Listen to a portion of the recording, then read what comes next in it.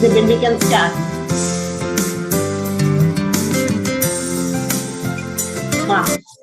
Okay, and I'll say over to Angia. Angia is the prompt here. Hello?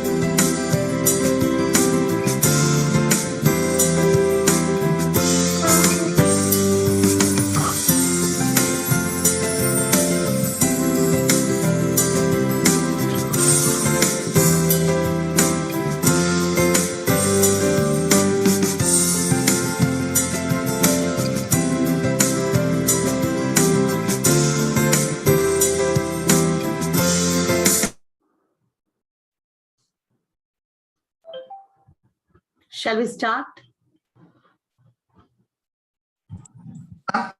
I'm putting on the thank you, ma'am. Okay, we start today's program. Over to Angia, the computer of today's program.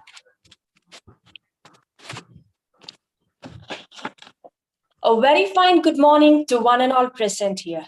Today, we have assembled here on this online platform for the 7th Angia, Dr. Jose Memorial Day organized by the Department of English in the memory of our dear teacher and the former vice principal of our college, Dr. Noel Jose.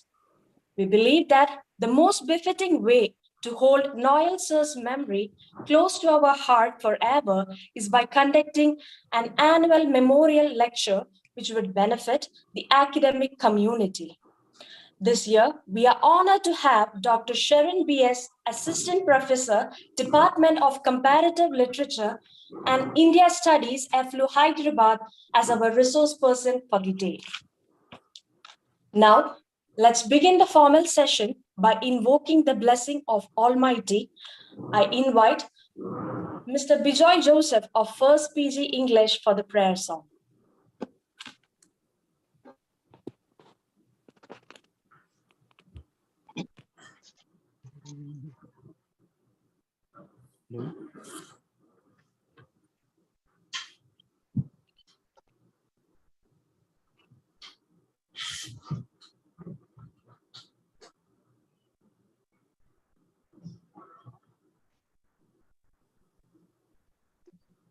Joy?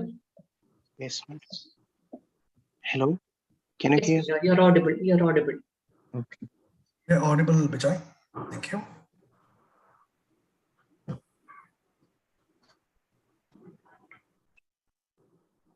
We often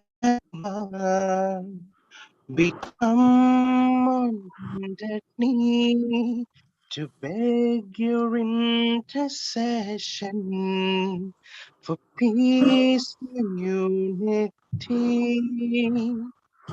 Dear Lady, won't you show us the right and shining way? we pledge our love and offer you a rosary each day. We promise that Fatima, each time that you appear, to help us, and we pray to you to banish war and fear. Dear Lady, on first Saturdays, we ask your guiding hand for peace and guidance here on earth and protection for all land. Our Lady of Fatima, we come on bended knee to beg your intercession for peace and unity, for peace and unity, for peace and unity.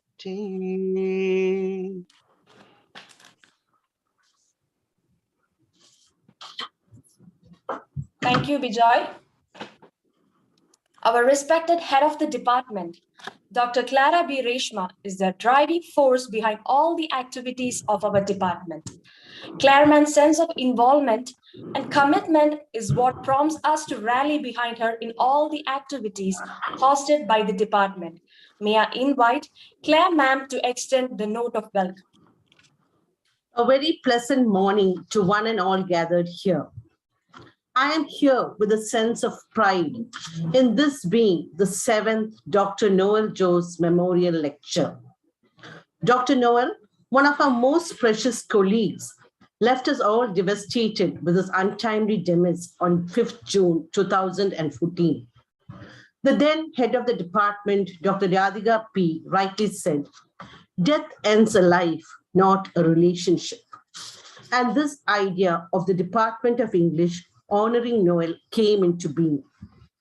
In her characteristic manner, she said, "Claire, you will be the convener of the Dr. Noel Joe's Remembrance Day till you retire." Although said jokingly, it turned out to be a reality.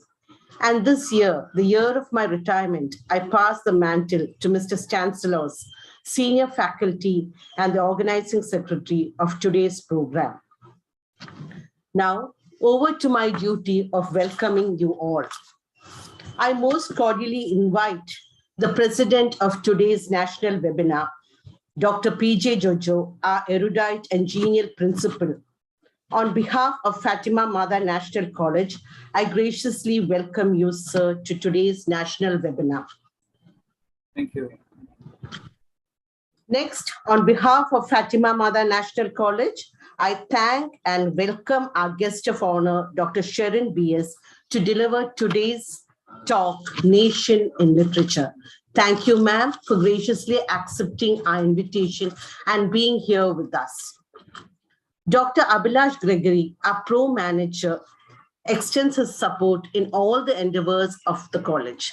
I extend a warm welcome to you, Father. I welcome Dr. Shaiju N, IQAC coordinator, and the team, Dr. Prijit, Dr. Shijin, Mr. Nibin Nelson, and all the others for encouraging us to conduct such webinars. I extend a most cordial welcome to the vice principals, Dr. Cynthia, Dr. Shelley, the deans, Dr. Supriya, Dr. Nirmala, Mr. Manoj, the invited guests, faculty members of our college and the other colleges, to this webinar, Noel students past and present. A warm welcome to Dr. Parvati. The participants of this webinar are the ones responsible for the success of any webinar. I welcome each one of you, dear students, students from our institution and students from other institutions, to this national webinar. Yes, I do have to welcome Mr. Stanislaus, the organizing secretary, formally. So I welcome Mr. Chancellors, and all my beloved team members of the Department of English. And a word of thanks to Mr. Christy Clement for putting me in touch with Dr. Sharon B.S. I welcome Angia and Mr. Bijoy. Angia, the computer of today's program, Mr. Bijoy, who rendered the prayer song. Thank you, one and all. Have an enriching morning.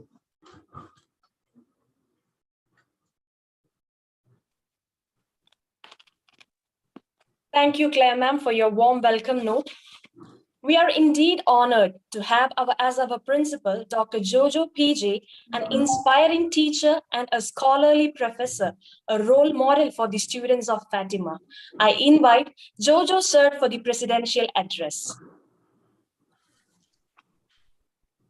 Thank you. Would you please switch on my video? I think I'm prevented from switching it on. Hello. Or else I will talk. No. Sir, 1 minute. 1 minute, sir.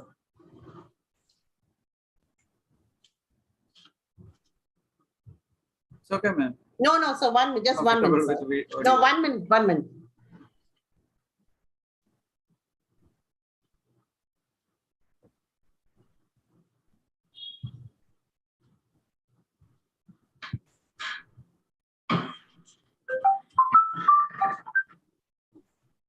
Hello.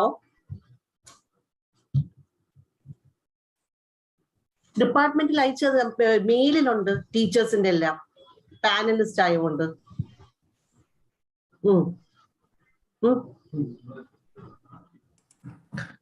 What is needed, ma'am? I can just send it.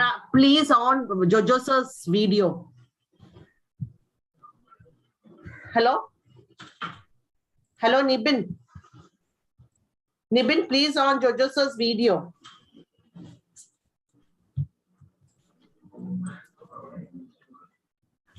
It's okay. Nibin? I don't waste time. It's okay, ma'am. Nibin, no, sir, he's there. Nibin, please on Jojo sir's video. Ma'am, it's on, ma'am. I cannot switch it on. Yeah, now it's on. Yeah. Now it's on. The option is on, ma'am. Yeah. All right. It's on now. Good morning to one and all. Reverend Father Dr. Abhilash Girigiri, Pro-Manager of the college. The guest of honor and resource person of the program, Dr. Sharon B.S. from ICLU, Hyderabad. Dr. Cynthia Michael, Vice Principal. Dr. Supriya, Dean of Arts. Hello. Dr. Clara B. Reshma, Yes. Head of the Department.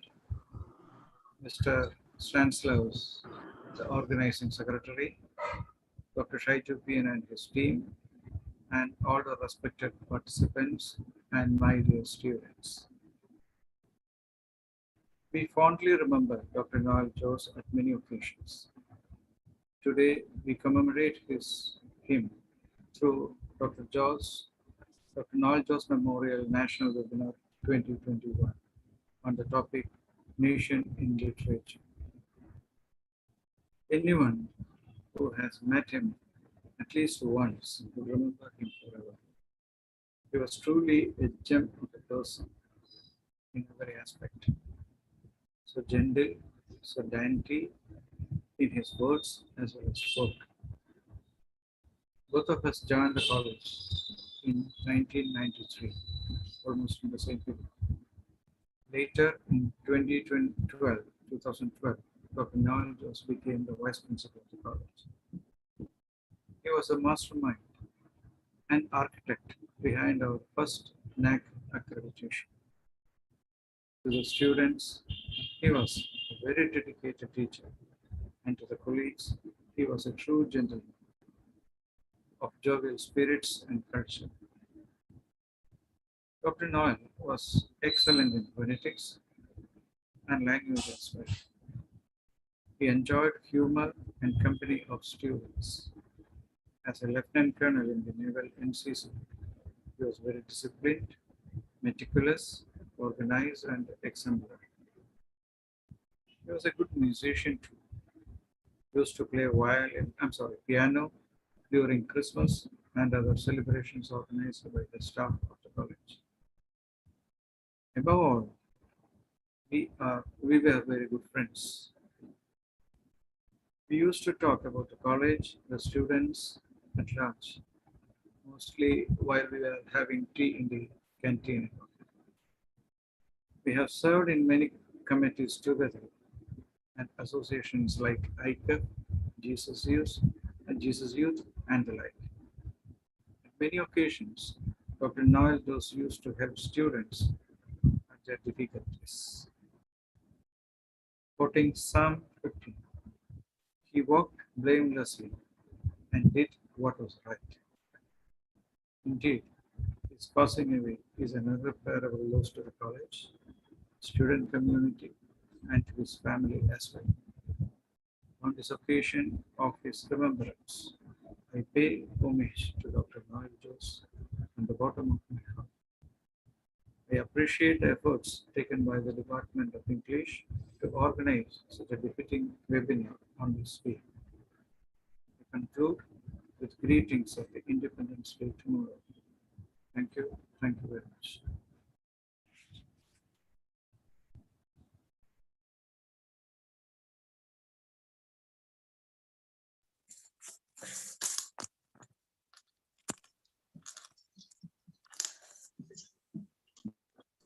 Thank you so much, sir.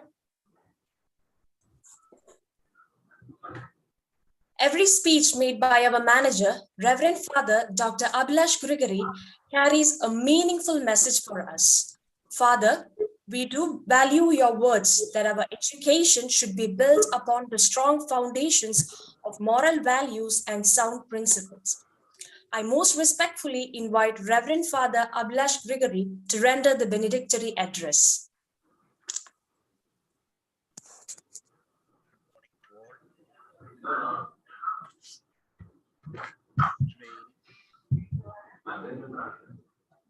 Through this national webinar, we are gratefully remember a noble soul, Professor Noel Father, could Jose. be a little bit louder, Father. The volume is Father? reduced. Oh, a little bit louder, Father. Thank you, Father.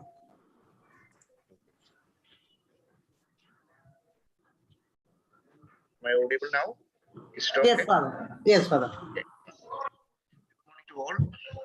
Yes, Father. Pretty much better, Father. Thank you. Today, through this national webinar, we gratefully remember a noble soul, Professor Noel Jose, former Vice Principal of Fatima Mother National College. We evoke his memory not with grief, but with gratitude.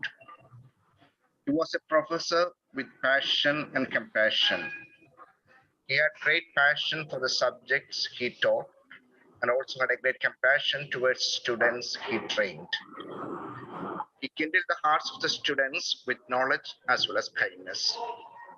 He was a true guide who led the students to the path of wisdom. He was a true leader who steered the students to success.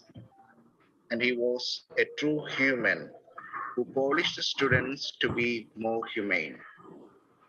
Of course, with his physical presence, our college could have achieved more now. But still, we think that his spiritual presence is also very powerful enough to motivate us, to encourage us, and to inspire us. From the stars above, we believe that he showers his blessings. Let us continue to live his dreams and carry out his endeavors. I take this opportunity to thank the English department for celebrating his memory in a meaningful way. Today's topic of our discussion, Nation in Literature, is a very relevant one. And we are lucky to have Professor Sherin, and we are glad to listen to you. And thank you, Ma'am, for sharing your wisdom with us. May God bless us all, and may the soul of our dear Noel rest in peace. Thank you.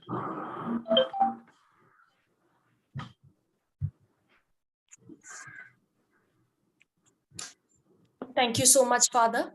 I now call upon our dear teacher and Assistant Professor of English, Mr. Thompson Thomas, to introduce the guest of honor, Dr. Sherin B.S. Good morning, one and all. My task here is to introduce the guest of honor, Dr. Sherin B.S., who's here to deliver the talk on national literature. Dr. Sharon B.S. is Assistant Professor at the Department of Comparative Literature and India Studies, the English and Foreign Languages University, Hyderabad. Her academic interests include secularism and religion in India, gender studies, comparative studies, regional cinema, contemporary art, urban studies, and Malayalam literature. She has presented papers in various international and national conferences on these topics: feminist studies in India, women's autobiographies, youth culture, nation in literature, literature of difference, literature and other arts and cities, space and culture are some of the courses she teaches. She has done a PhD on Islam and women in Kerala and won the fellowship by the Bureau of Educational and Cultural Affairs, United States, at the University of California for the study of the U.S. Institute on Religious Pluralism that examines the intersection between religious pluralism and democracy. A bilingual scholar, she has published in English and Malayalam with peer-reviewed journals and also in non-academic platforms on topics of contemporary relevance. A monograph on women in Islam is published by Orient Blacksman titled Gendering Minorities, Muslim Women, and the Politics of Modernity. She is also the author of the book Feminism, Deshida Mutalak, Prativyavaharangalude Rashtriyam, Feminism, Nationalism, Triple Talak, the Politics of Counter Discourse in Malayalam. So, I welcome you, ma'am, to deliver the talk. Thank you.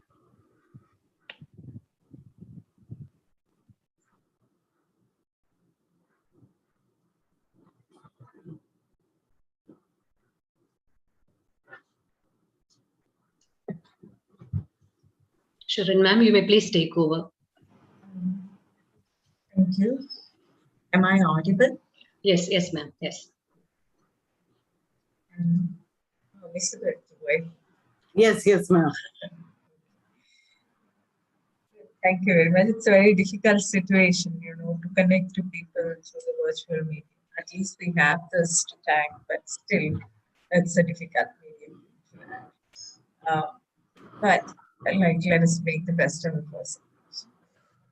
I would like to, before I begin, I would like to thank the Department of English at the college and also the management and other deputed people who are present here. Thank you very much for the invitation. I am so happy to connect. I've heard a lot about the college and Department of English there. Happy to be with you today. Okay, so before I begin, I just have a question, Claire. Who are the audience like? The audience, yeah, all our faculty members, we have the self-financing stream of the aided answer and the students of PG and the final year undergrads. Okay. Thank you very much.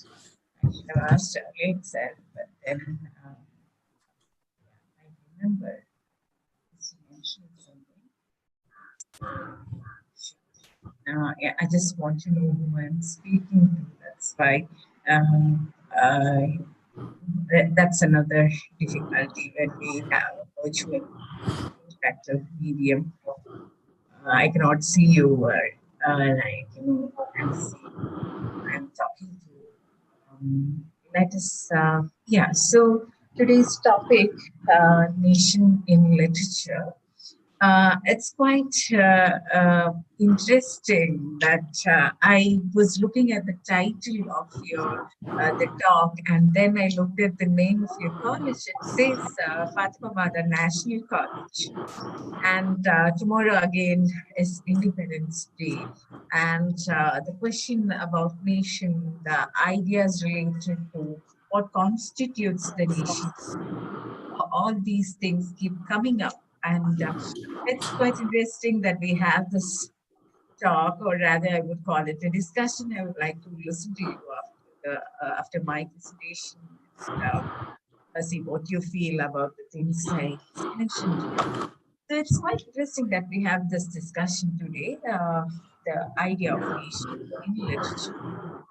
I'm going to begin with the concept of nation itself.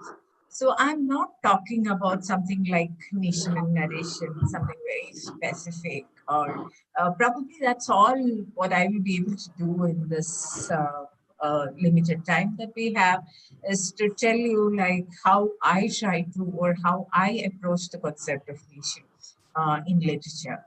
So it's not a specific talk on nation and narration or nation in Indian writing in English or anything of the sort. I'm just trying to tell you what are the new ideas or conceptualizations in terms of nation and nationalism that we have, and how some of the literary forms that we have, the authors that we might discuss in the course of my talk.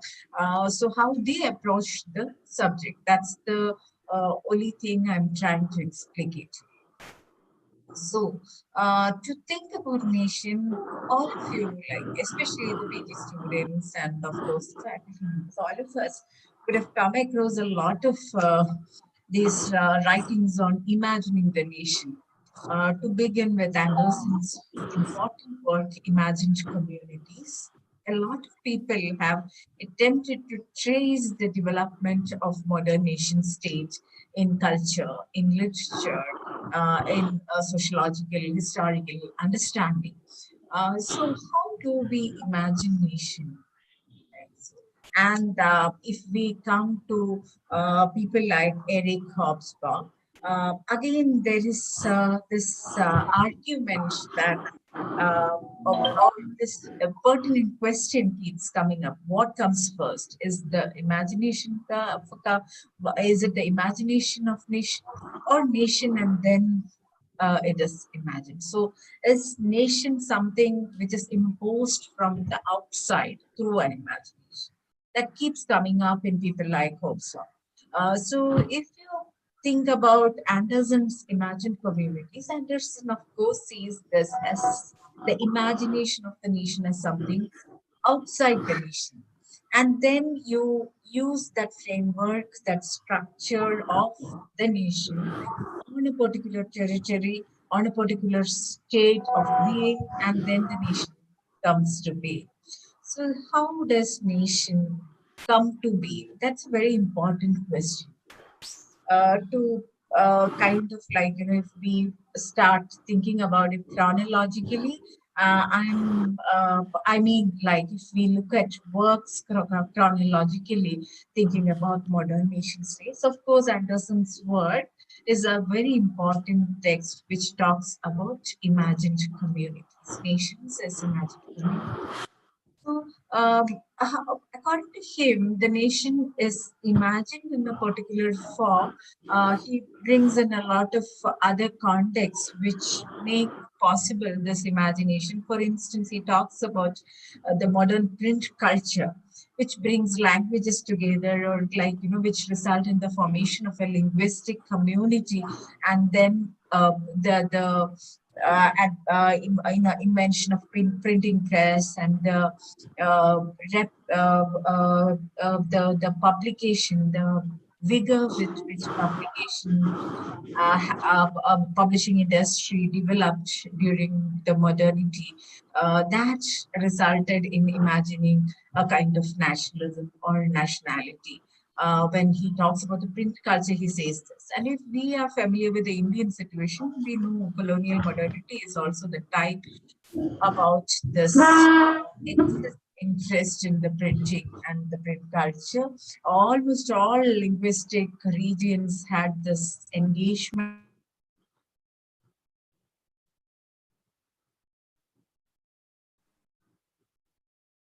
Yeah. So this engagement with the printing presses, and you look at something like the local print culture which developed in places like Kerala or Bengal. So this excessive engagement with the printing and publishing terrain, that had a kind of impact on thinking about linguistic union.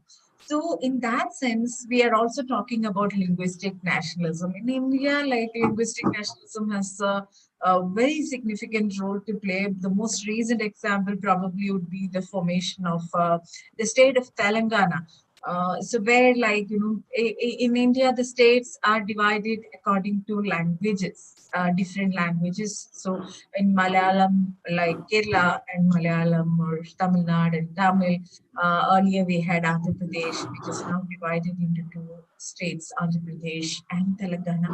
And so the idea of a linguistic unity often tend to give birth to a kind of nation formation.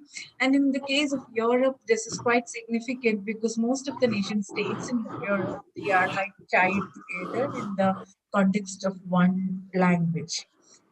And then, like you, in the development of your European nationalism, if you look at that, you also see interactions between different linguistic cultures, the tensions between linguistic minorities, and you remember the tension existing during that was existing at the time of Soviet Union, where like a lot of regional linguistic ethnic minorities tried to move against this larger formation of USSR itself.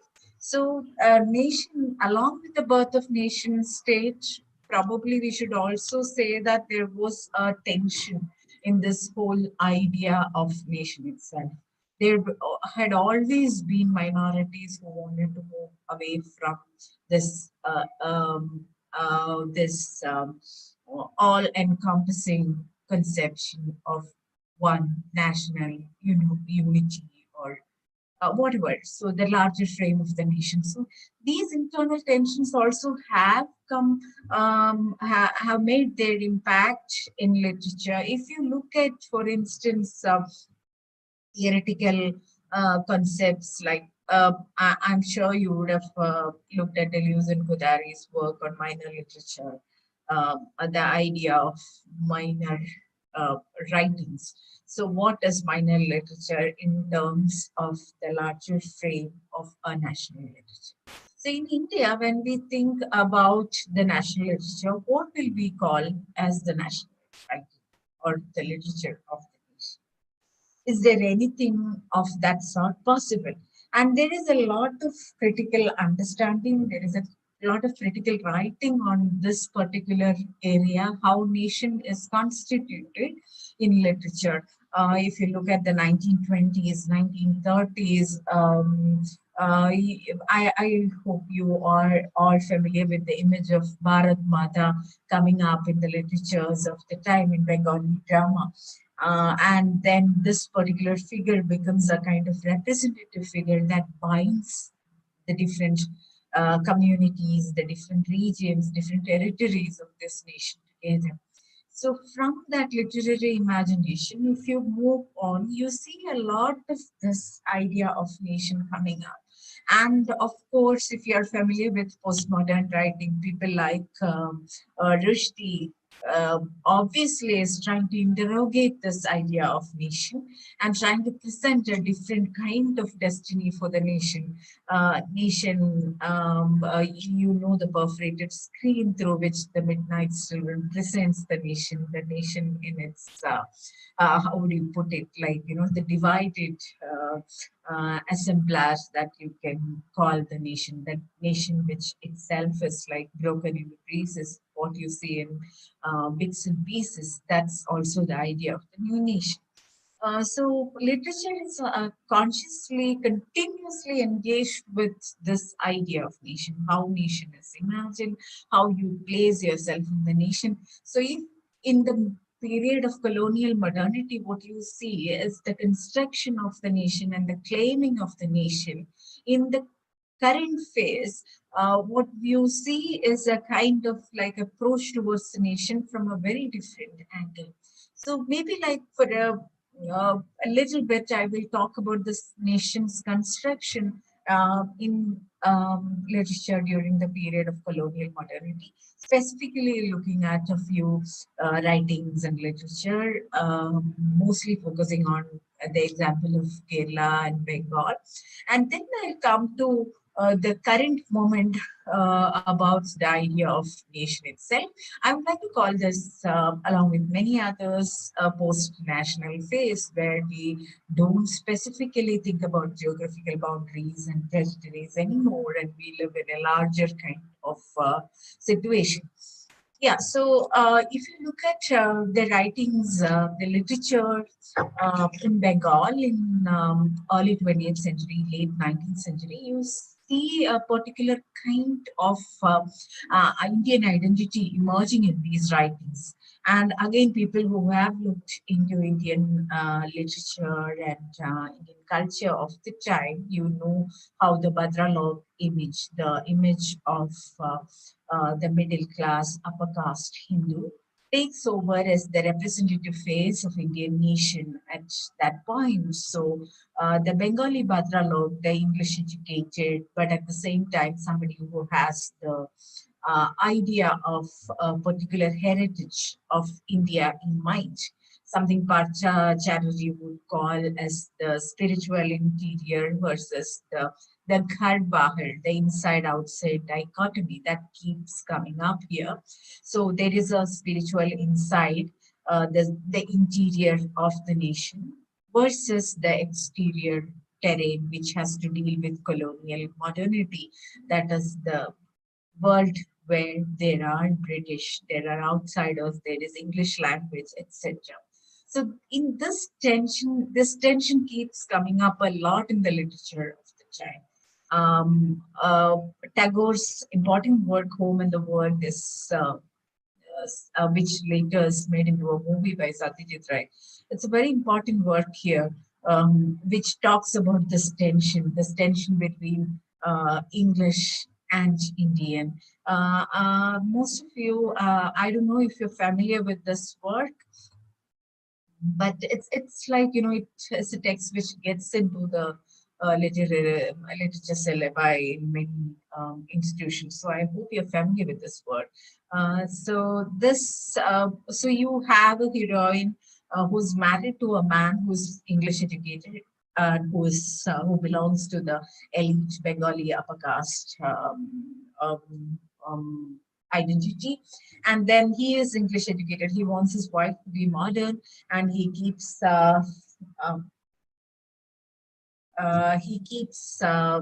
telling people about. He keeps kind of giving his wife instructions on how to carry herself out as a modern English educated woman. He brings in a tutor to teach her music and piano and all that. He makes her read, and she also designs. In Satyajit Ray's movie, this comes out so well. You see, especially the tailoring and other things. Her clothes are more or less like partly English and partly Indian. She'll be wearing a sari, but blouses mostly resemble the English kind of dresses of the time, the Victorian dresses. So in this kind of a situation, this mixture, this ambiguous situation of the Indian modern, that was the important constituent of the literature of the time. And in many ways, it resolved for a kind of identity in which, like, you know, you have to be English educated, you need to know about Western science, etc., etc. But in your heart, you should remain Indian. So this was the resolution that Indian modernity arrived at that point, we might say, and this is reflective in the literature of the time. So I was talking about the writings of the time, and if you look at this entire genre of autobiographies that were coming up around the time, women's autobiographies, there are a lot of women's autobiographies in Bengal during this period. All these were talking about a crisis, a tension between the new nation and then the idea of our heritage. So mostly it resolved the resolution, as Partha Chatterjee nicely would said, the resolution came in terms of a combination of the spiritual with the exterior. So outside you can be modern, but when you get home, you also have to have some respect for your customs and some um, kind of some attachment with your own heritage. So in his a essay titled "Women in Nation and Its Women," Partha talks about a few women's autobiographies, and in one of those autobiographies, he talks about a woman who says, "Okay, I'm. These autobiographies were all produced by." Uh, Women of some significance in the society as somebody's some congress figures wife or mother or sister, so they were all kind of associated with the nationalist movement. I think this is Keshav Chandra Sen's mother's autobiography and not very I don't remember it exactly, but you can always refer to the essay Nation and Its Women. So there he says this she's quite happy that her husband goes out and all that, and he speaks English and he deals with the colonial administration. But at the same time, when he gets back, she says like, okay, he mingles with people outside, but then when he comes back, I make sure that he doesn't eat meat and he sticks to the Hindu rituals. So this is the way in which this resolution happened at that time. So outside you have more freedom, but come back and then you have to be careful about Indian customs and values. So this is the way in which this particular concept of this particular concept of the nation was dealt with in the literature during the colonial modernity. Now, coming on, if you look at the independence but this was also the time in which a lot of people started questioning the concept of nationalism, because if you look at 30s and 20s in Europe, this was also the time when nationalism was moving on to a particular form of fascism. You look at Hitler and Nazism and all that. So nationalism itself became a kind of critical concept or a conceptualization at that point. If you read Tagore's nationalism lectures, Tagore has a collection of 3 lectures, which is titled Lectures in Nationalism. And I think this came out as part of part of the lectures he delivered during his travel in the US. So there he strongly talks against the concept of nationalism because he feels it is a divisive force. And if you remember Tagore's own important poem, Where the Mind is Without Fear, you see he consciously puts in those words where the world is not broken into narrow, tiny fragments. Something similar. Okay, so that idea of nation as a divisive thing, it comes up along with this whole idea of nation building. Because 30s Europe was a very problematic space, and see what happened with Germany and Nazism and this whole idea of the majoritarian nationalism. So that moment itself, literature started, people like Tagore started rethinking on this concept of nationalism. Now, Tagore was always talking for something more global, the global citizenship.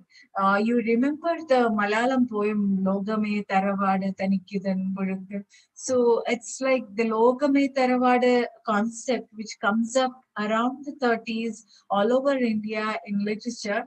I think it's Valathul Narayan Menon's poem, Logame Taravada, on the poem titled Ende Gurunathan. I think he is writing about Gandhi, who says, and this particular poem in many ways is a way in which you think about world as your ancestral home. And this concept of the global citizen emerges then itself. So you have started thinking beyond nation because you realize nation can be a very difficult, violent conceptualization, as you see in Europe of the time. And 40s is also a turbulent period for India. Besides, in spite of independence, 40s was a difficult period for India if you think about partition. So this concept of cosmopolitanism, or the idea of coming togetherness, multiculturalism, pluralism, that gets embedded even in literature, even though we were talking about nation building and the Nehruvian idea of nation building. If you think about discovery of India and all those, the way in which Nehruvian socialism designed India in the coming years and how this proceeded in literature, we should also look at the strand which was pushing for a global identity. That's why, like I was talking about Malayalam literature, and a lot of give and take was happening between Malayalam and Bengali of the time. Tagore himself, and I think you are also familiar with this particular period where our important poet Kumar Nashan had a stint in Calcutta, and you see those themes that he was writing on Buddhism, and a lot of those things were kind of influenced by the debates and discussions which were happening in Calcutta of the time. So I was trying to say that while we were constructing the nation as an independent new unit, the idea of nationalism as a divisive force was also there in the literature. Yeah. I just mentioned that the 40s in Indian political situation was a turbulent phase. You think of partition and the crisis that nation comes into at that particular moment. So the construction of a nation itself was kind of through division. And this that's a kind of paradox. There is a kind of paradoxical emergence of India when the nation is constructed, but at the same time it also divided the nation. There are like two subsequent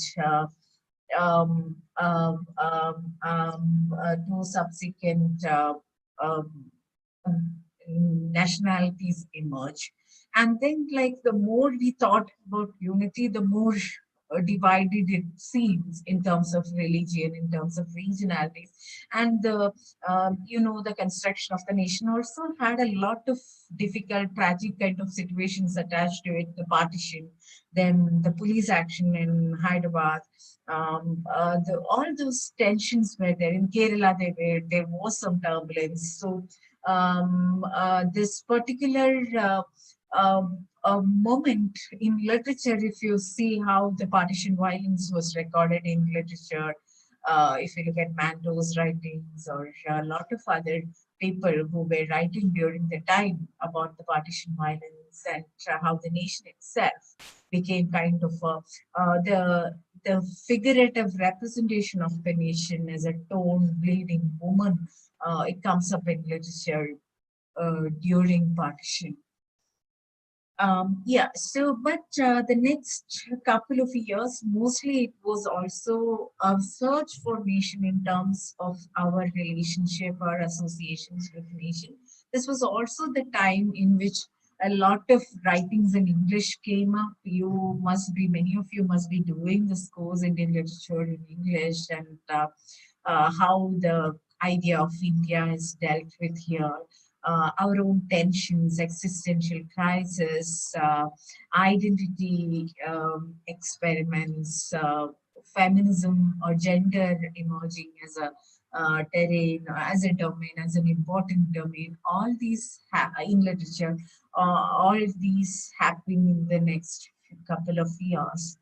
But when I started, I was just trying to say that if we think of nation getting constructed in the modern phase, we are also thinking of a different kind of approach to nation. For instance, coming to Rushdie's on idea of the perforated view of the nation that we get in Midnight's Children. So the postmodern ideation of the nation is slightly different. And you think in terms of, in literature, you think in terms of magical realism and even surrealism as modes through which um, through which one can imagine or approach nation. So in the contemporary moment, if we think of nation, I don't know if it is possible to think of nation as a solid formation anymore. And here I would like to refer to a couple of writers and people whom you might find interesting, who are thinking more in terms of different forms of identities and different forms of different ways through which you can imagine the nation. So I'm just thinking of identities or concepts which go beyond nation. Think of something like transnationalism, for instance. We are all living in a transnational phase. We are not living in rigid national identities anymore. So, and see how this comes out in literature, for instance. Like, can you just solidly say that you are an Indian or you are an Australian or you're an American anymore? You look at on one side, like, the culture industry opening up, and you have all these interactions happening. We don't watch the national TV anymore. We just sit and watch the Netflix or Amazon, and it's like so is there anything specifically our culture anymore? So how far are we related? We look at a thing that is a production, something like, I don't know if you're so much into watching Netflix series and all that. There is this series, Modern Love, which comes in, I think, Prime. And Modern Love was about modern love happening in, and it's based on this column in New York Times, but it is also a little more than that. It talks about modern love in among people in Europe. So every episode has two people, a couple from New York, how they experience the city and the experience of love. And when we watch it, I somehow feel that we're not so distant from it. It's like, a next door thing for us. We relate to it because we are also living in a transnational phase. It's not that we are like, living in very close, rigid places or situations anymore. So that's what I was talking about, transnational. So we move on, and on one side there is so much of opening up happening, interaction happening, people's movement happening, but there is also a resistance to it. For instance, you're familiar with Brexit and other things, and this very strong resistance happening in places like Europe against the idea of open borders. So, of course, you must be familiar with the refugee crisis.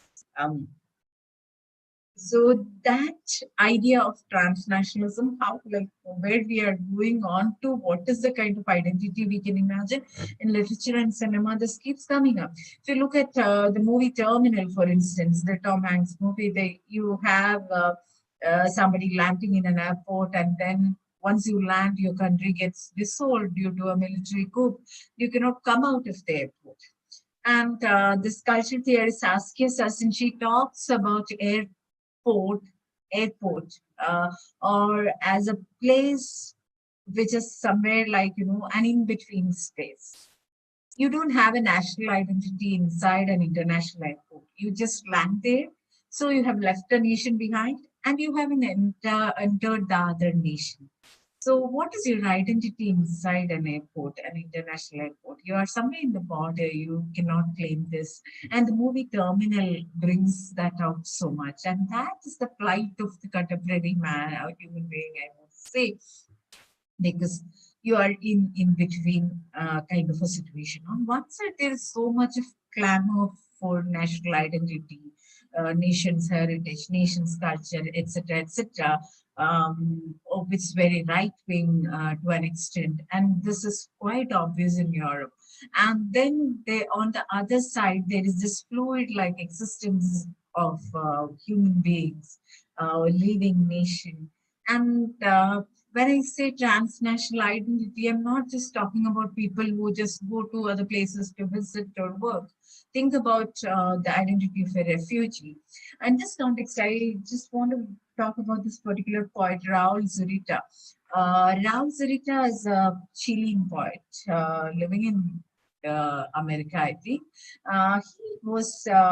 He is a poet who also uh, uh, doesn't just write, but his works are more video installations. So you must all be familiar with Kochi Biennale. So I think in the previous, not the last one, the uh, Biennale before that, he had an installation. This was based on a, maybe I'll just show you. I'll just try to share the screen. That's possible.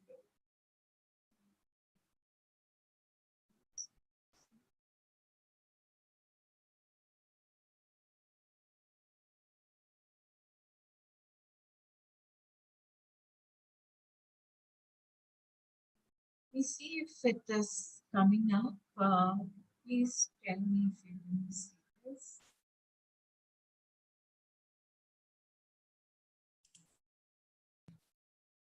Yes, ma'am. Can you watch this? Sea of Pain.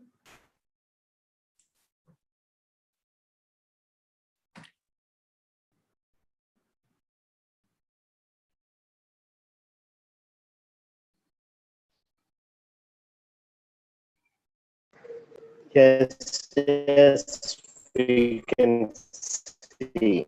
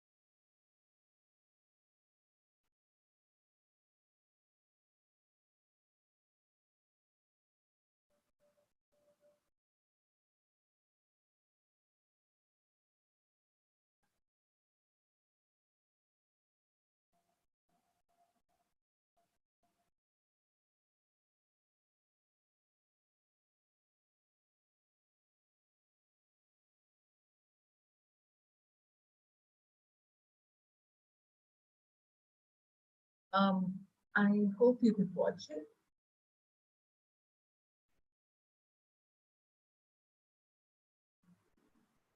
Can someone answer me? You can watch it, right? Ma'am, we watched, but there was no audio. That's so sad.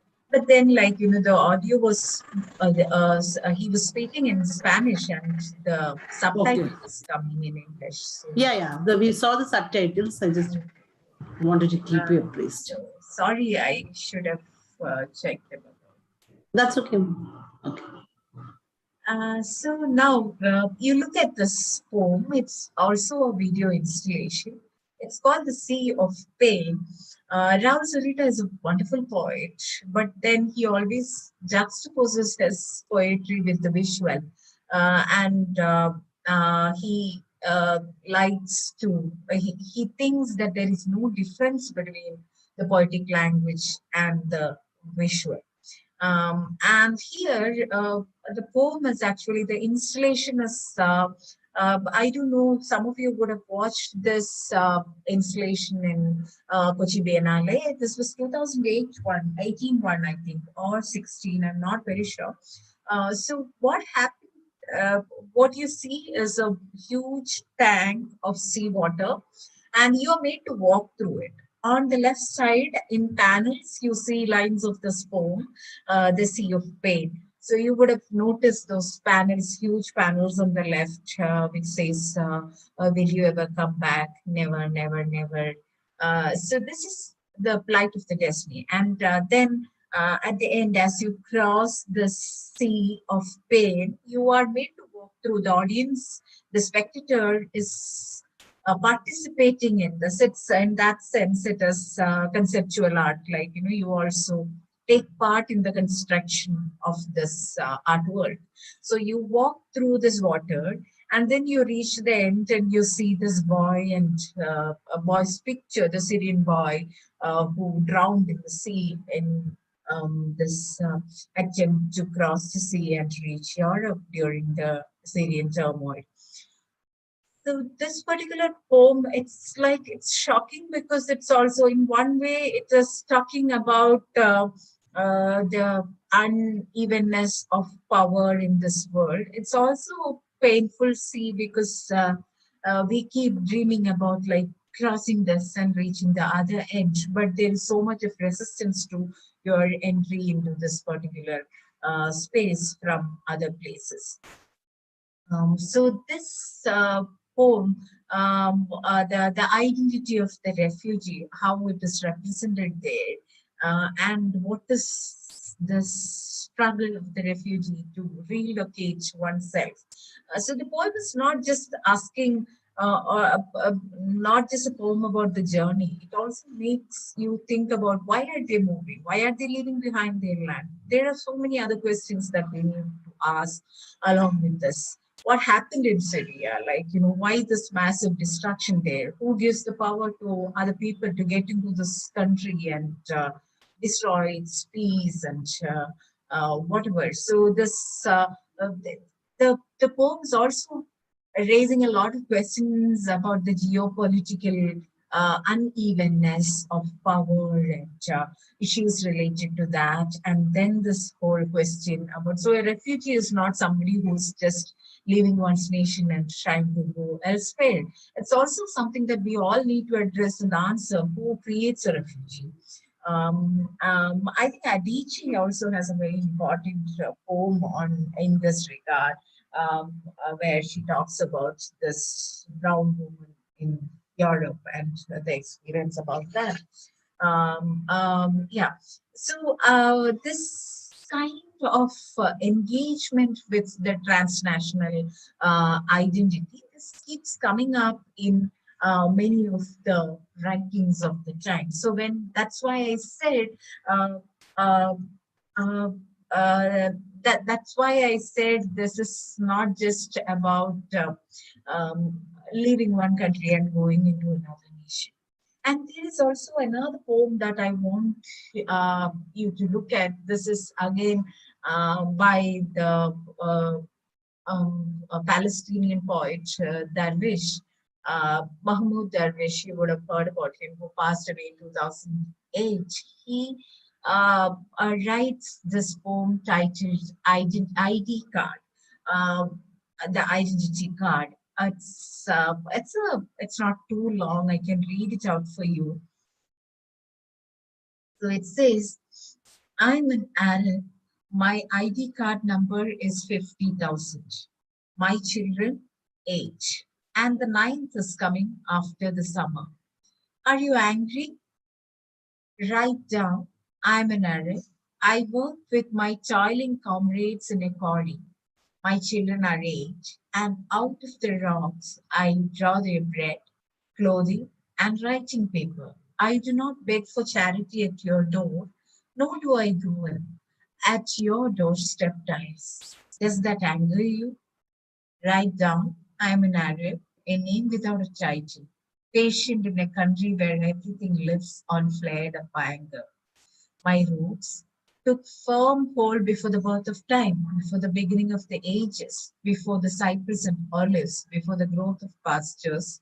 My father, of the people of the plough, not of noble masters, my grandfather a peasant of no prominent lineage, taught me pride of self before reading of books. My house is a watchman's hut of sticks and reed. Does my status satisfy you? I'm a name without a title. So it keeps going. So basically, if you look at what he's talking in terms of a name without a title, a man without a place, he's actually talking about the a situation in Palestine, the identity in Palestine. Why is he calling himself as a name without a title? So you imagine Palestine, like at every 1 kilometer, you have to take out your ID in your own land. You have to take out your identity card and show to people. You will be questioned all the time on your belongingness to the place which is yours. So in that kind of a place, how will you respond to the question of identity? So now, like, we are familiar with lots of forms of identity, like Aadhaar card, etc., etc. But if your identity is used also to uh, also to separate you, demark you, and say that you don't belong to this place. Being an alien in one's own homeland, or whatever you call as homeland, that's the most difficult part of one's identity. So there are writings of this kind which talks about nation from a very different or very different level, very complex, tense relationship with the nation. In the context, we can also look at the writing of this poet called Agha Shahid Ali from Kashmir. Definitely, like Shahid Ali is again somebody who is part of our literary curriculum. Often, like, how do you identify somebody is national and somebody is not national? Most often, like, we think about people who are part of our curriculum, part of our syllabi, people who enter into our textbooks and enter into our discussions and debates, part of our literary histories. So those are like those big names. But then also people who don't get into this, people who we kind of tend to think that they're not big enough to, or just can be. That's how till recently. That's how we used to think about women's rights. We'll have all the men listed, and then at the end, like, we'll have 1 or 2 women because we need to give them some representative membership. Like,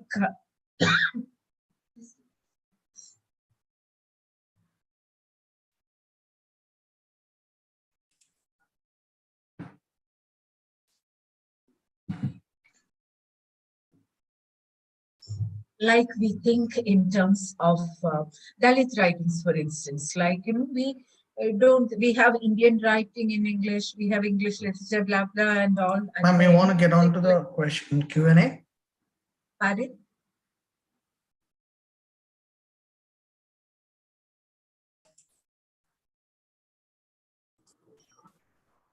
Yes. Same intervention. Yes, Nibin. I thought the audio was gone off. Everything's all right, ma'am. That's Okay. Okay, ma'am. Mekan. Yes, so I was just trying to say that what we think of as national or part of our larger mainstream is one thing, and then we have additives like women's literature, Dalit literature, etc. We never think, or till recently, we never think of them as significant enough to enter into what we call as a national. So this tension is a very complex tension. That's what I've been trying to say, and we are relocating or kind of revisiting these hierarchies of mainstream writings and marginal writings and all that.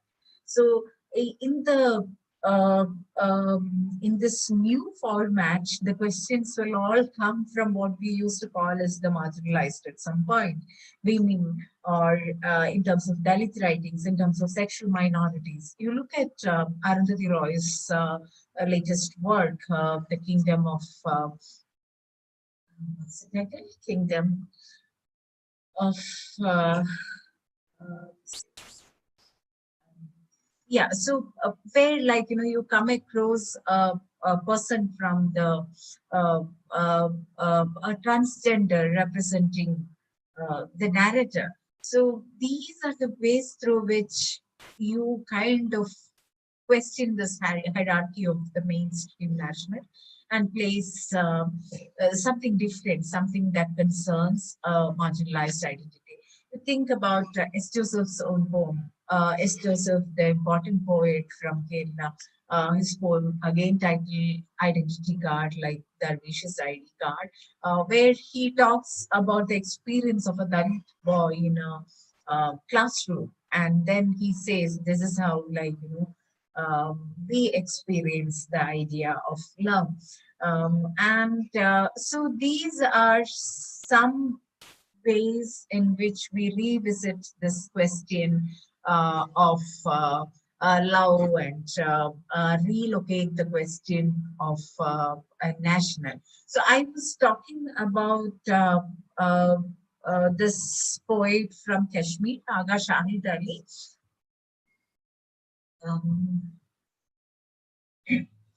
His name is, the poem is titled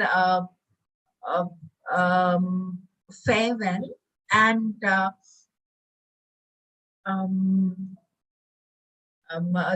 book I was talking about, Arundhati Roy's The Ministry of Utmost Happiness. I just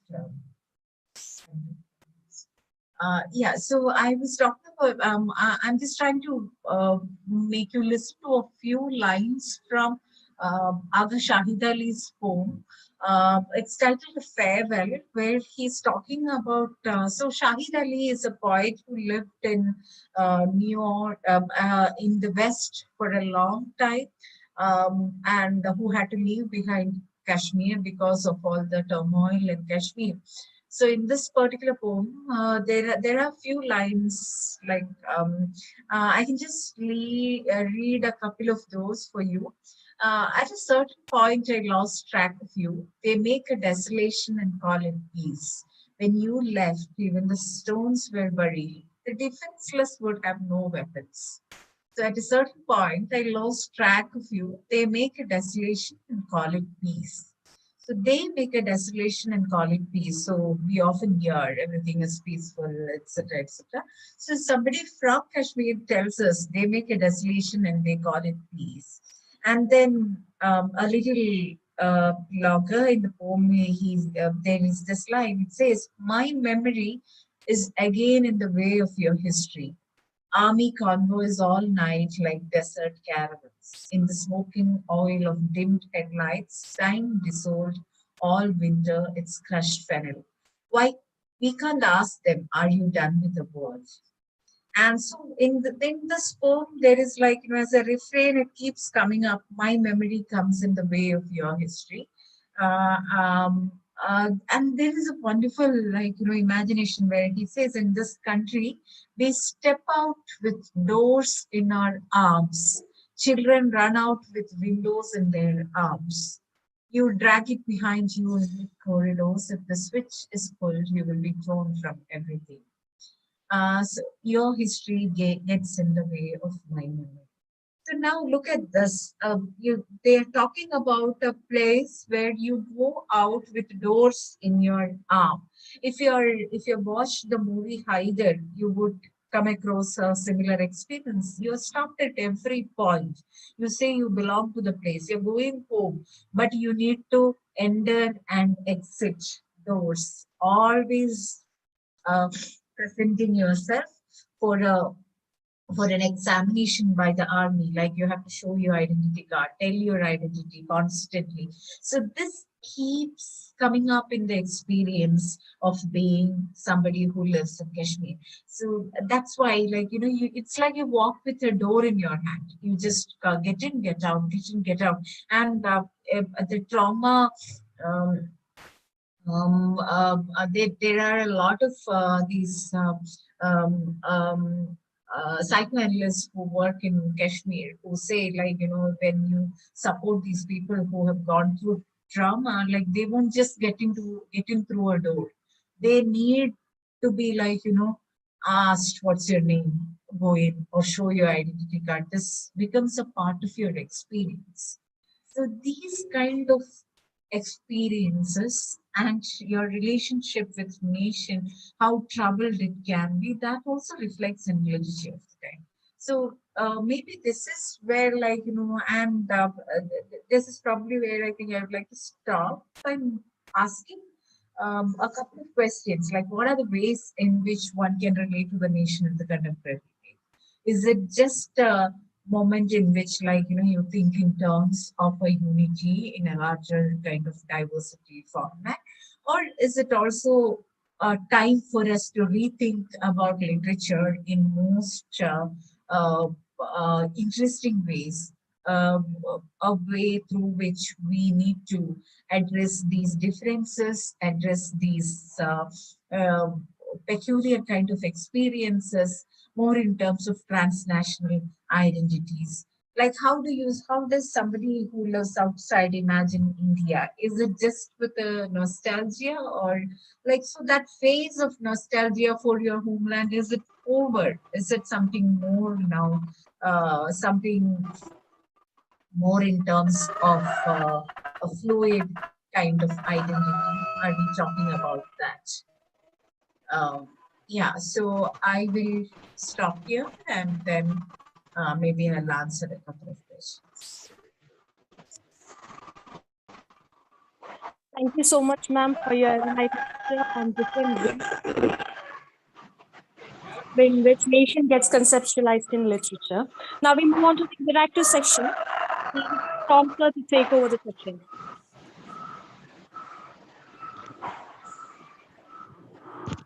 Okay, participants, now you can post your questions in the chat box.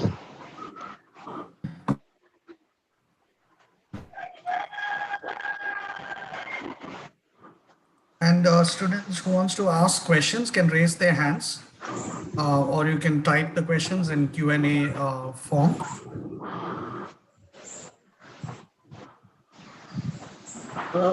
Nibin, there is already a question from Uday Shankar. You can read it. National or transnational? From Uday Shankar, there is a question. Yes, ma'am, I see that. Sharon ma'am, there's one question from Uday Shankar.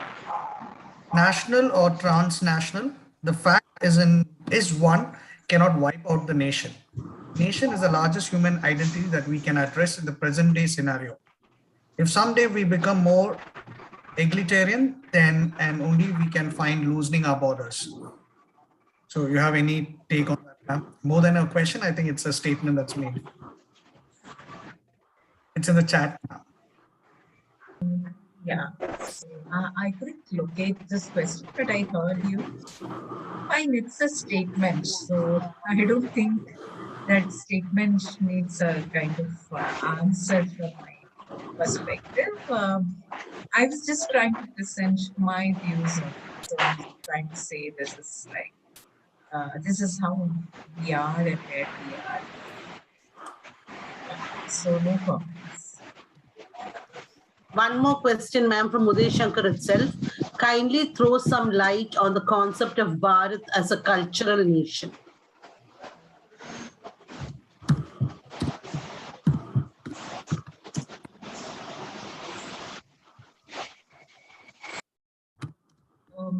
Can you repeat the question, Claire? I didn't hear. Yeah, another question from Uday Shankar. Kindly throw some light on the concept of Bharat as a cultural nation.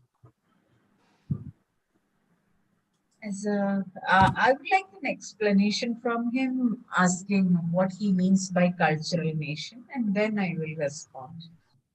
Uday Shankar? Please unmute Uday Shankar. Cultural nation. Yes, ma'am, I'm doing that, ma'am. Uday Shankar, kindly unmute. I've given you the access.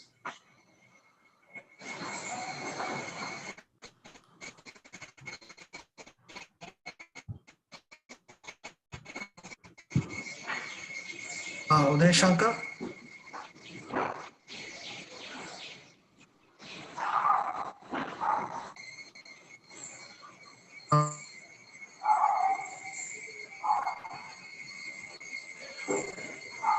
Uday?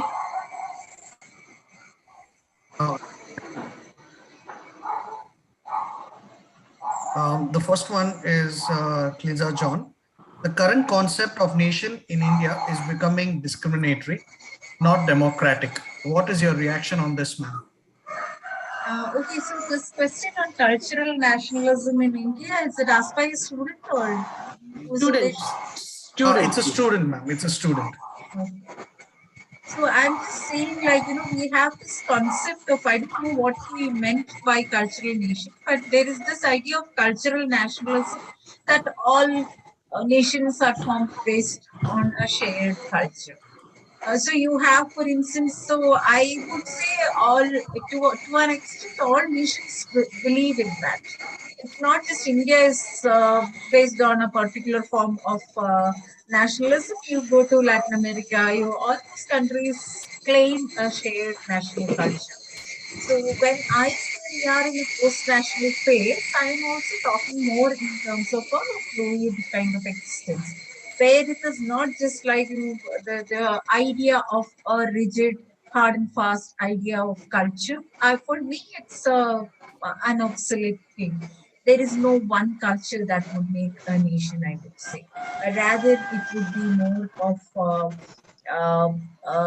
more fluid, more volatile kind of identities are what I'm thinking about. For instance, I am somebody who was born in Kerala, who is working in Hyderabad, who would have studied elsewhere in the United States or UK, who would want to go back and live in Latin America. So this is how I would think about my connections. So, or my aspiration would be that of a Latin American identity. Personally, I like Spanish literature so much, Spanish cinema so much. So I would want to live in Latin American kind of a territory. So this is how I envisage myself. And therefore, like, there is no one rigid culture to which we all think of. For me, it's an impossible thing to imagine a particular cultural tradition behind an individual, a singular national identity. It's an impossible situation, according to me. It comes up from my understanding, my reading, my worldview, etc. It could be different for different people. There could be people who might say we inherit such and such culture and we are part of this tradition and all. For somebody who thinks more in terms of a transnational, volatile, loose identity, I feel like, this is the lineage I would want to play. So that's why, like, I don't subscribe much to a single culture giving on to one identity.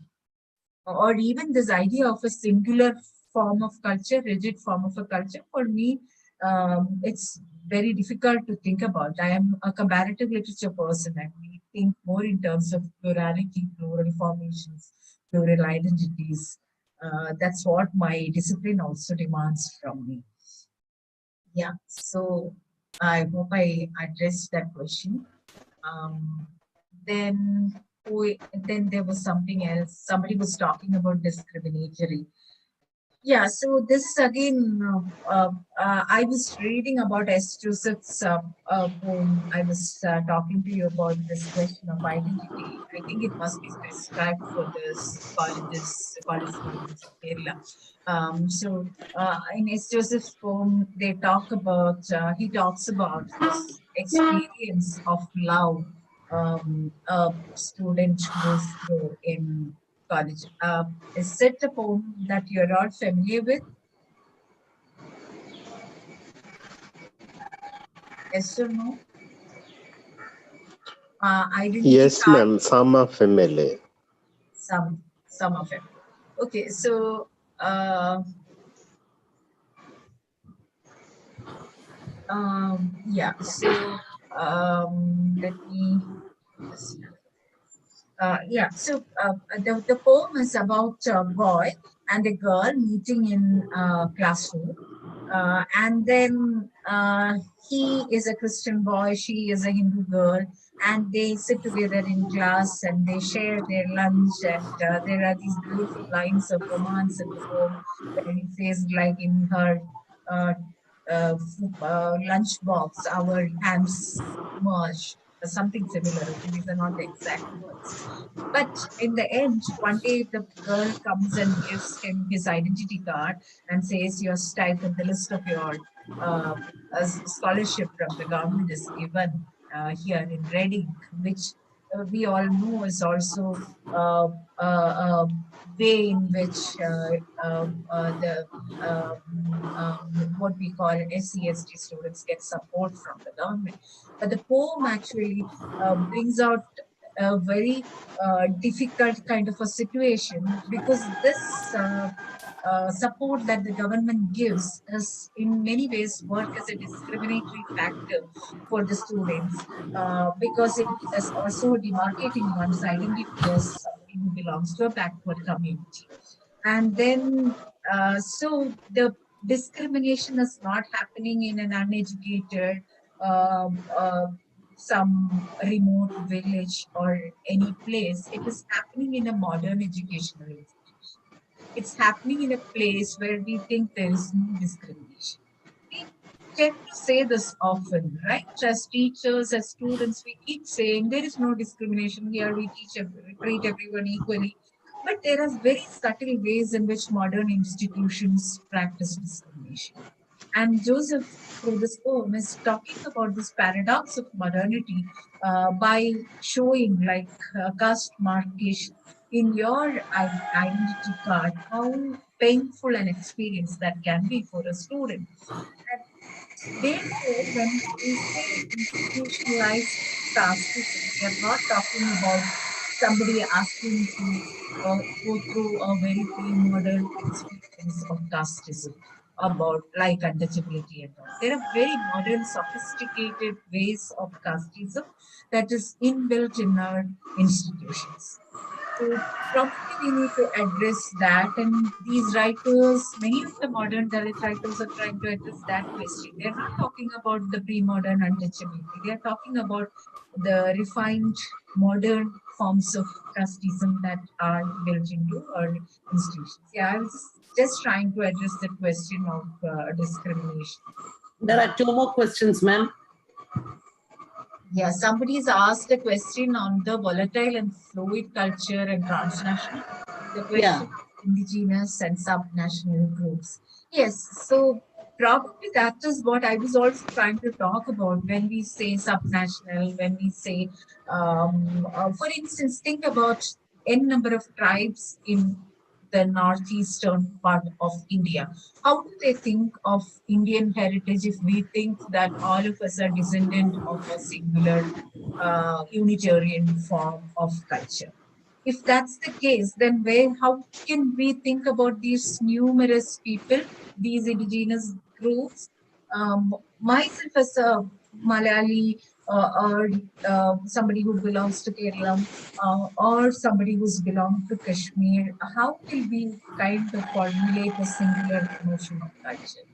culture only when we embrace something more plural, diverse. So national identity for me is not just a geographical identity. Nation is also like the way in which you imagine yourself as tied to a particular territory. So in that sense, you don't have to subscribe to a mainstream identity. There are any number of groups, tribes, genders. There is no two, like, we are not no longer even talking about two genders. We are talking about multiple genders. So the relationship with nation for all these people should be possible. Uh, that's what we call in terms of plurality. It should be possible for me, for you, for a transgender person, for a Dalit person, for a woman, for a marginalized person, for a Parsi, for a non Hindu identity. Everyone should be part of the same cultural structure. Only then it becomes a kind of a celebration of cultures, I would say, rather than divisive and very homogeneous notion of the nation. That has to be discarded. Yes, ma'am. There's one more question from Tanya Alphonse connected with the pandemic. Ma'am, can you elucidate on vaccine nationalism and how it affects the nation and idea of nationhood? Vaccine nationalism. Actually, it would be really good if Tanya can speak. Should we allow her to ask this question? Yes, ma'am. Nibin, please unmute Tanya. I am, ma'am. Tanya. Is the last, one of the last. Yes, ma'am. Tanya Alphonse George. Yeah. Tanya, you're unmuted. Tanya, are you there? Tanya, kindly unmute your mic, please.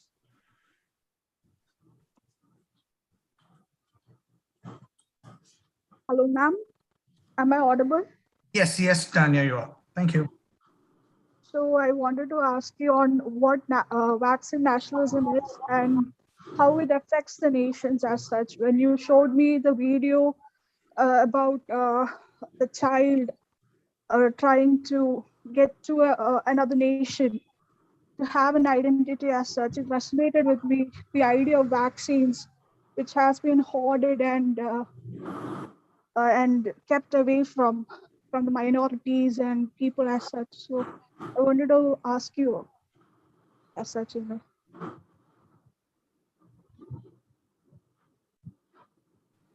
Thank you, Tanya. So the registers of the nation sometimes can be very intimidating, sometimes can be very restricted for people. That's why, we were talking about national identity cards, and Darvish himself was speaking about this. The identity card can be so restricting. It tries to place you in a particular way. It tries to put you in a particular claim, a particular identity, and then you are answerable. So in many ways, like as Tanya, you pointed out, the idea of the vaccine itself. In one way, it is also this idea of who gets the vaccine and who doesn't get it. That is there, the availability, lack of availability, or whatever. But there is also a larger question of the vaccine itself is used as the certificate that you are expected to carry. I don't want to get into the details, but you also know these are often the question related to health uh, has a larger cultural impact. You would remember the days in which I don't know if you're familiar with this particular 80s, and Deepa Danraj has this beautiful documentary titled Something Like a War, where she talks about how forcefully people were made to go through sterilization, certain part of the population, and then this forceful sterilization also had larger impact on certain communities. So it's not for everyone. Like, it was also a way in which I would recommend the documentary to all of you. You should watch it. Something Like a War, Deepa Danraj. So this forceful sterilization was also not something. In some ways, the promotion was done in a way that, okay, we need to curtail population, improve the situation of women, etc. But on the other end, it was also focusing on certain categories of the population, certain communities. So that way, it was very a kind of carefully chosen one. And then the women who underwent these sterilization surgeries, they were like not treated well. They were also taken like animals in groups, and this surgery was performed in schools and school sheds, like, compounds, and it had a lot of impact on these women's health, and they were treated like, even if you die in the middle of the surgery, it's fine. All you have to do was to take care of the population. So the vocabulary through which this is addressed is in terms of health, development, population control, etc. But in the actual practice, it happens in a totally different way. It comes down to discrimination. It comes down to different treatment for different individuals. It brings out a lot of health hazards in people, etc. So the context of the pandemic, in many ways, if you look at how the pandemic evoked a culture of discrimination. Now, like, for instance, we are all masked. We don't want to touch anyone. We are very conscious who is clean and who is not clean. So in some ways, there is also a new kind of untouchability coming up. So, and it's kind of authorized. It's about our life, so we are not bothered. We are not bothered about the rights. And you remember the initial days of the lockdown and the mass migration which happened, the reverse migration or whatever, the immigrant laborers were sent back, they went back, and how the lowest rung of the population, how they are affected by such crisis is something that we need to think about. Yeah, so I was just taking further from what Tanya raised. Thank you, ma'am. Any other? Any other questions, participants? You can raise hand. You can use the raise hand option also, or the chat option, or the Q&A option. Even you can raise your hand so that I can unmute you. You can ask the question directly.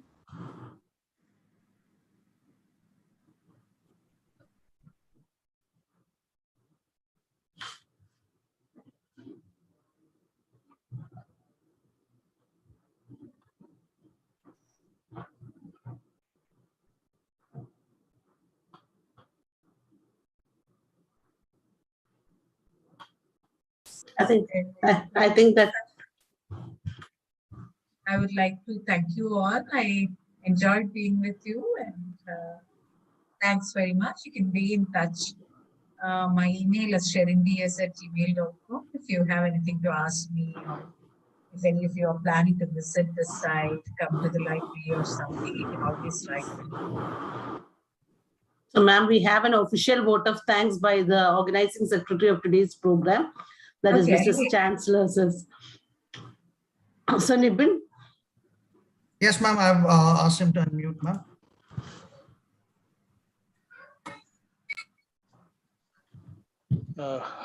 Hello. Yes, Stanley. Hello, respected principal, Reverend Pro Manager, dear Climus, respected Dr. Sharon BS, teachers, students, and well-wishers. Today, over 100 of us have congregated in the fond memory of Dr. Noel Jose. Each one of us cherish tender memories of Dr. Noel, the illustrious academic and great human being that he was. He lived in style and departed in haste. Knowledge disseminating gatherings like this one we just had are the best homage we can pay Dr. Noel. His life, after all, was a constant pursuit of knowledge and excellence. I would like to place on record my profound sense of gratitude to Dr. Jojo PJ, the principal, for presiding over this gathering and taking us back to the days when Dr. Noel was very much the Prince of Fatima. Thank you, sir. Thank you. Reverend Father Dr. Abhilash Gregory, as usual, inspired us with his thought-provoking words. Thank you, Father. I would like to express my appreciation and deep sense of gratitude to Dr. Sharon Diaz for that wonderful, enriching, interactive lecture on a very relevant topic. The ideas you let fly, madam, will nest in many a heart, young hearts, and bear fruit, hopefully. Thank you, ma'am. Dr. Clara B. Reshma has been instrumental in organizing the Dr. Noel Jose Remembrance Day all these years. This webinar too spells out a leadership and organizational capacities. Thank you, ma'am. I would like to acknowledge the support offered by the dynamic IQAC team of Fatima, Dr. Shaiju, Dr. Sijin, Dr. Prajit, Mr. Nibin, especially. Thank you. Let me also place on record my appreciation and gratitude to all the teachers, vice principals, Cynthia ma'am, deans, Dr. Supriya, all the teachers of the Department of English, students, well-wishers belonging to the Fatima family, and also from neighboring institutions for attending this webinar and making it a memorable tribute to Dr. Noel. Thank you.